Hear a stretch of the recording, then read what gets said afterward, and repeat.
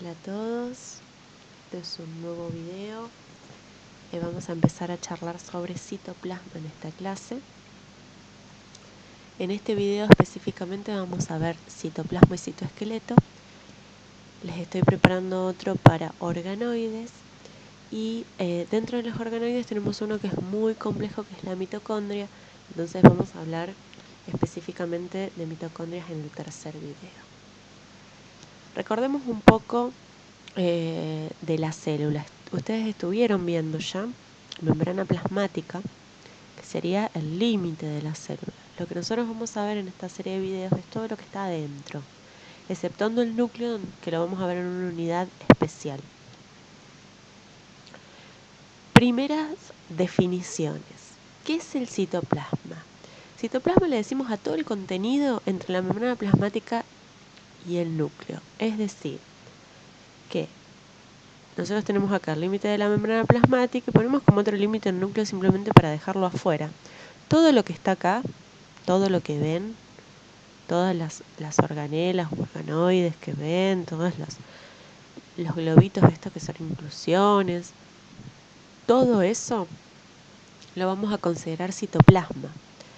En cambio, el citosol es esa solución líquida donde se encuentran todos estos componentes. Es un material principalmente acuoso. Fíjense que tiene un 70 o más por ciento de agua, después principalmente macromoléculas. Es una solución coloidal. Dentro de esto puede haber consistencias más de gel o el estado sol, que es una consistencia más fluida. Esto es muy importante para mantener un orden en la célula. Nosotros cuando vemos, vuelvo a la célula, cuando vemos una disposición en la célula, no es aleatoria. Cada cosa está en el lugar que debe estar. Y eso es gracias a que no es un líquido el citosol, sino que su consistencia va variando justamente para que ahí se produzcan todos los procesos bioquímicos y puedan ubicarse en el espacio todas las organelas. ¿Qué es lo que vamos a tener entonces en el citoplasma? Las organelas u organoides, que los vamos a separar en membranosos y no membranosos. En esta clase vamos a hablar de algunos de los membranosos. Y las inclusiones, que después se las voy a nombrar un poquito más, pero son básicamente estructuras inconstantes que no están rodeadas por membrana. Ahora bien, nosotros tenemos, por ahora lo que sabemos es membrana celular y citoplasma. Pero nosotros conocemos de la vida que las células tienen diferentes formas. Acá les muestro algunos ejemplos, pero un leucocito, por ejemplo, es totalmente redondo.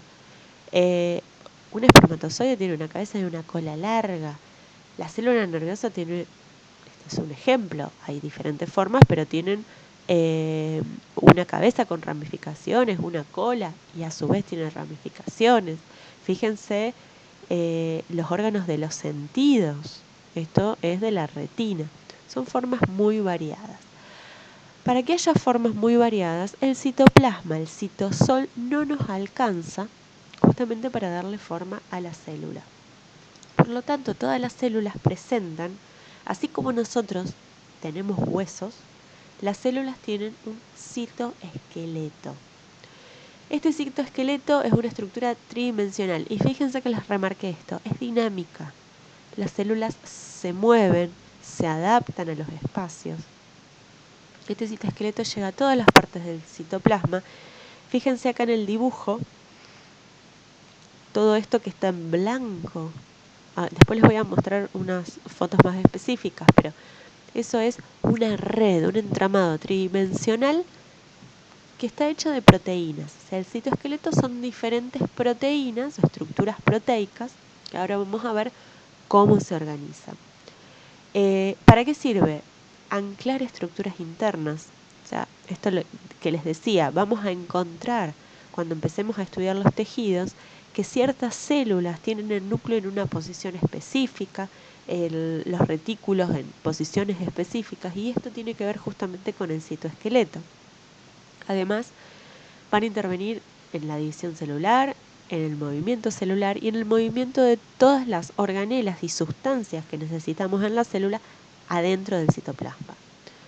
Movimiento de organelas, estabilidad y forma celular, locomoción, división celular son las funciones principales. ¿Cómo está constituido el citoesqueleto?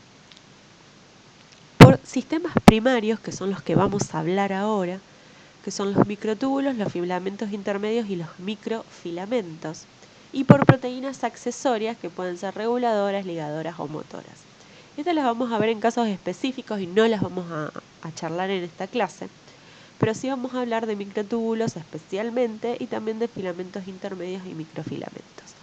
Acá, por ejemplo, les muestro una inmunofluorescencia, esto es microscopía óptica, y en verde están marcados, justamente en la inmunofluorescencia vamos a usar un anticuerpo que se pegue a una proteína específica. Vamos a ver a qué proteína se pegó este anticuerpo justamente para alumbrar, para dar a la luz los microtúbulos, para teñir de verde. Bien, acá tenemos un poquito más en dibujito lo mismo que les dije. Los microtúbulos, los filamentos intermedios y los microfilamentos. ¿Por qué están así? Justamente están ordenados de una manera de mayor a menor. Los microtúbulos tienen un diámetro aproximadamente de 25 nanómetros. Los microfilamentos de 7 aproximadamente. Y en el medio hay filamentos intermedios.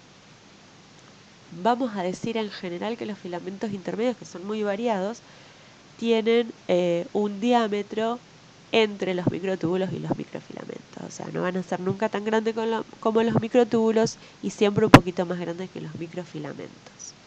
Empecemos con los microtúbulos.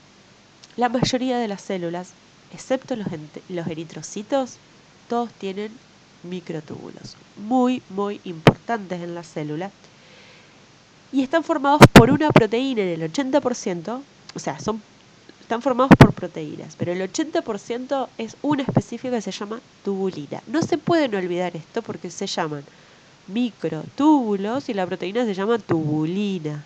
O sea, es muy fácil de recordar. Esta tubulina es un heterodímero. ¿Qué significa esto? Que está formada la proteína por dos subunidades diferentes, la alfa-tubulina y la beta-tubulina. Es un heterodímero porque estos dos elementos son diferentes, alfa y beta.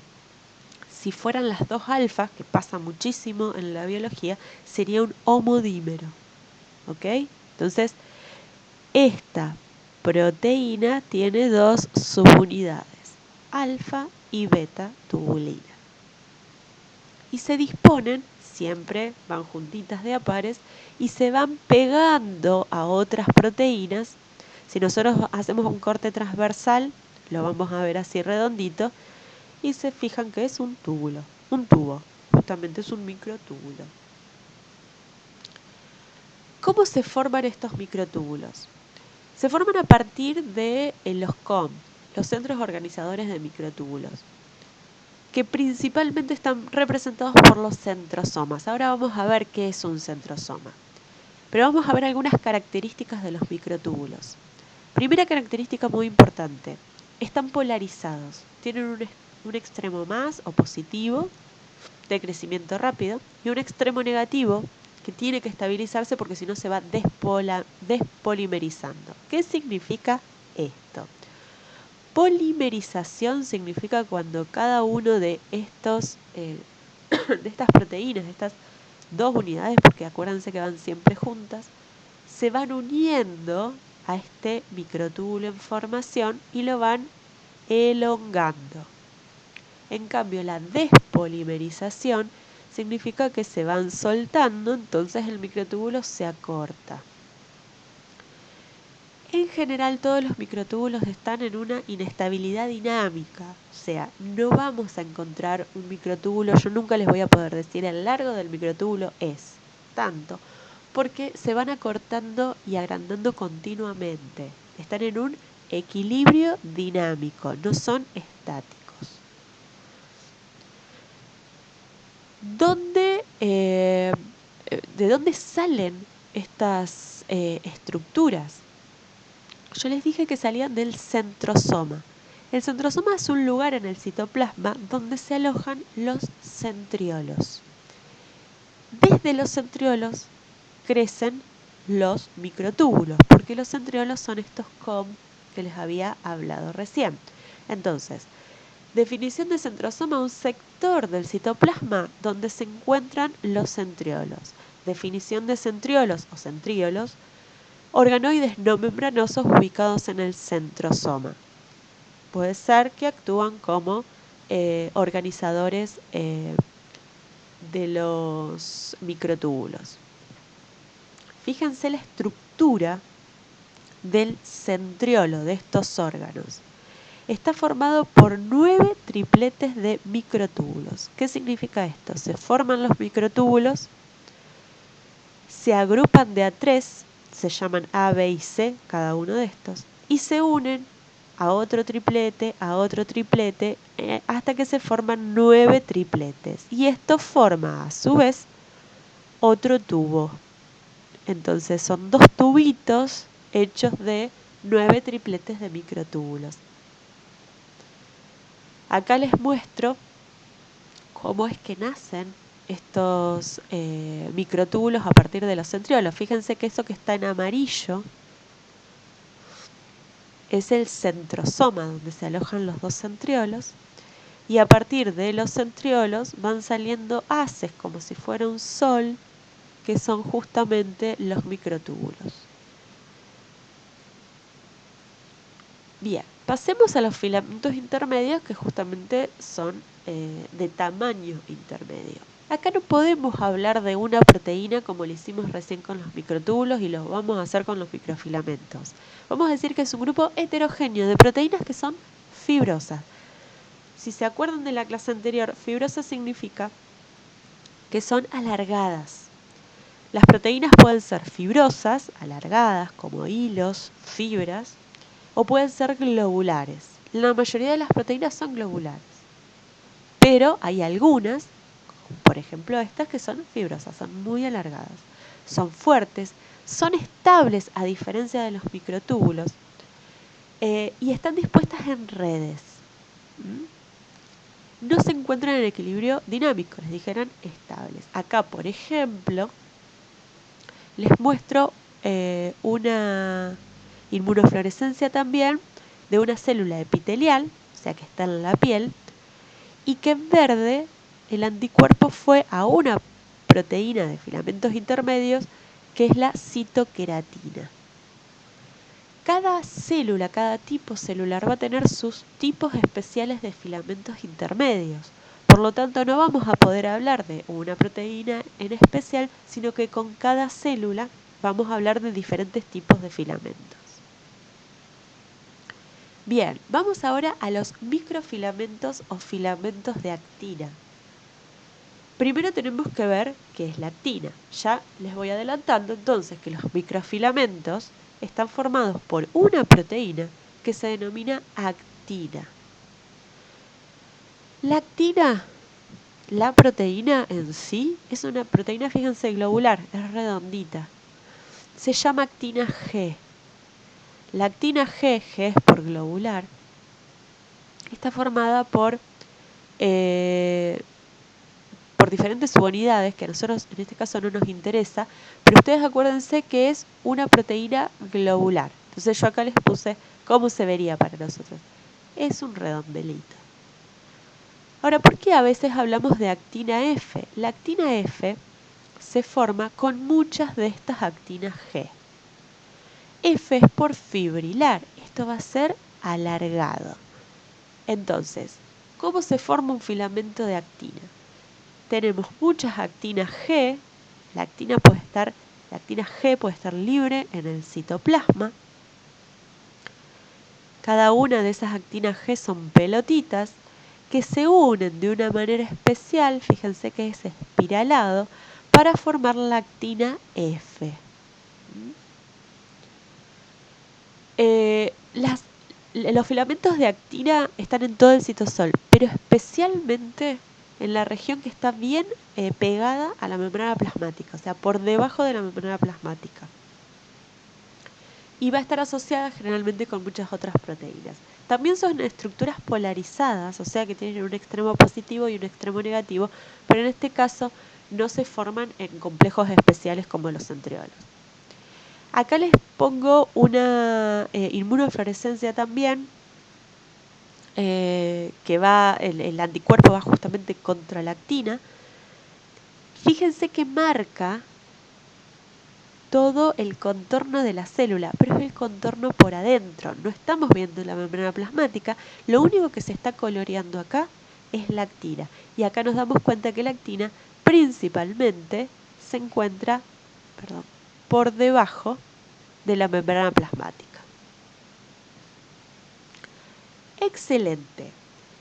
Les hablo 2 segundos de lo que son las inclusiones, porque es parte de los organoides, organelas o estructuras no membranosas de la célula. Va a quedar solamente para otra clase una organela más, que después la vamos a charlar. Las inclusiones, un poco ya les dije, son estructuras inconstantes. Significa que no están siempre, que no están en todas las células, que no tienen actividad metabólica y que no están limitadas por membrana. Esto no significa que no sirvan para nada. En algunos casos no se sabe bien para qué sirven algunas inclusiones específicas, pero hay algunas que son muy importantes. Por ejemplo, el glucógeno es la forma de depósito de glucosa más frecuente. Acuérdense que la glucosa, cuando no se necesita, se transforma en glucógeno y ahí se guarda para su utilización. Al microscopio electrónico la vemos así, redonditas y bien oscuras, en forma de racimos o rosetas, que acá no se ven bien esos racimos, pero en las clases prácticas se los van a mostrar. También podemos encontrar lípidos. En las células comunes, o sea, los que no son adipocitos, que son células encargadas de almacenar justamente los lípidos, estos lípidos comunes, que son los triglicéridos, se pueden almacenar como gotitas individuales pequeñas. En diferentes tipos de células las podemos encontrar. Y dependiendo del tipo celular, vamos a encontrar diferentes pigmentos. Un ejemplo clásico es el pigmento melanina en células de piel, los melanocitos. Entonces, ese pigmento melanina es muy frecuente en esas células, de hecho está en todas las células, y a medida que la célula va envejeciendo, va aumentando esa cantidad de melanina. O sea que de inclusiones no tenemos que saber más que eso, definición y los 3 más comunes. Para terminar, ¿qué me tengo que quedar de esta clase en la cabeza? Composición de citoplasma y citosol. Tienen que saber cuáles son las diferencias y cómo está constituido el citosol, qué es esos estados de sol y de gel. La definición y los componentes del citoesqueleto, y esos 3 componentes principales, saber de qué están hechos, cuáles son las proteínas que los están formando, la definición y función de los centriolos y solamente la definición de inclusiones. Van a tener para esta unidad una guía de actividades, que no le puse el número porque lo vamos haciendo, por ahí me pierdo, donde pueden estudiar esto. Cualquier libro de histología o de biología celular tiene estos contenidos.